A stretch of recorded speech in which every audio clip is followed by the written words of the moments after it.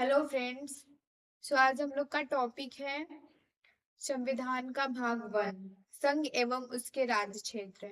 इसमें अनुच्छेद 1 से लेके 4 तक वर्णन किया गया है।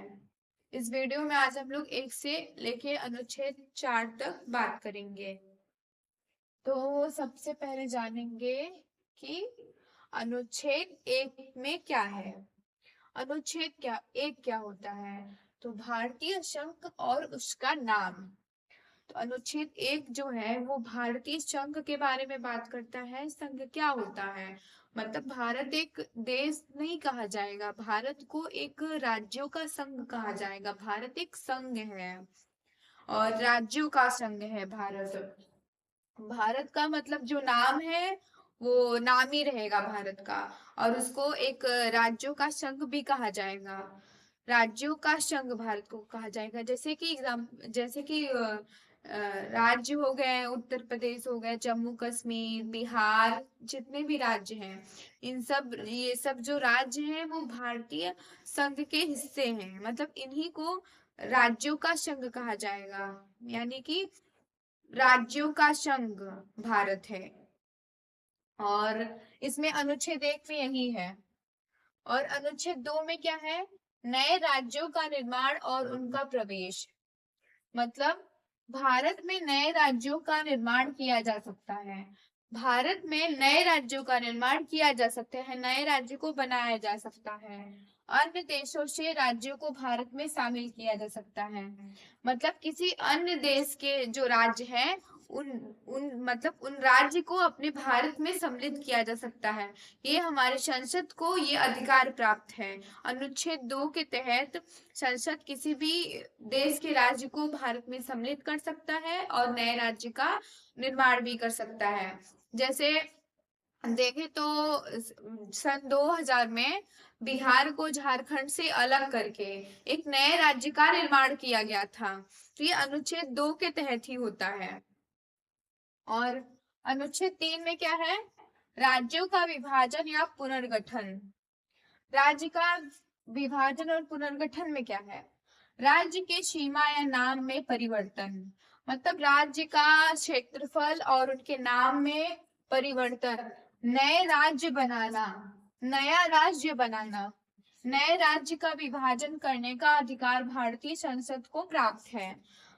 जैसे कि इसमें देखें कि इसमें जो भी परिवर्तन हो रहा है, राज्य का पुनर्गठन। राज्य के पुनर्गठन में बात करेंगे तो सन 1956 में राज्य का पुनर्गठन किया गया था। राज्य का पुनर्गठन सन 1956 में, इसमें भाषाई के आधार पर कई राज्यों का पुनर्गठन हुआ था। इसमें अनुच्छेद 3 में यही है कि राज्यों का विभाजन या पुनर्गठन। और अनुच्छेद 4 क्या है? संविधान में बदलाव के तहत राज्य से संबंधित बदलाव। मतलब इसमें क्या है? यदि संसद किसी राज्य का नाम बदलने का निर्णय लेती है तो इसे केवल अनुच्छेद 4 के तहत किया जाता है। मतलब अगर कोई भी संसद नहीं, मतलब जो भारतीय संसद है, अगर अगर किसी भी राज्य का नाम बदलने का निर्णय लेती है या मतलब कोई भी काम करने जा रही है राज्य से, तो वो अनुच्छेद 4 के तहत करेगी। अनुच्छेद 4 के तहत उसको ये अधिकार प्राप्त है, वो कर सकते हैं। संसद वो कर सकती है, केवल अनुच्छेद 4 के तहत किया जाता है। जैसे क्या, 2006 में 2006 में उत्तराखंड का नाम बदलकर, सॉरी, उत्तरांचल उत्तरांचल का नाम बदलकर उत्तराखंड कर दिया गया था। उत्तरांचल का नाम बदल उत्तराखंड कर दिया गया था 2006 में। तो ये किसके अंतर्गत किया गया है? अनुच्छेद 4 के अंतर्गत किया गया है। अनुच्छेद 4 के अंतर्गत,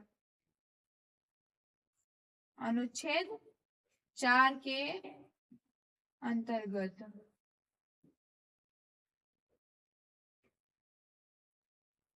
ये जो है अनुच्छेद 4 के अंतर्गत ही किया गया है। इसमें क्या है, इसके देखो संविधान में बदलाव के तहत राज्य से संबंधित बदलाव, मतलब कोई भी संविधान राज्य में बदलाव हो रहा है वो अनुच्छेद 4 के तहत किया जाएगा।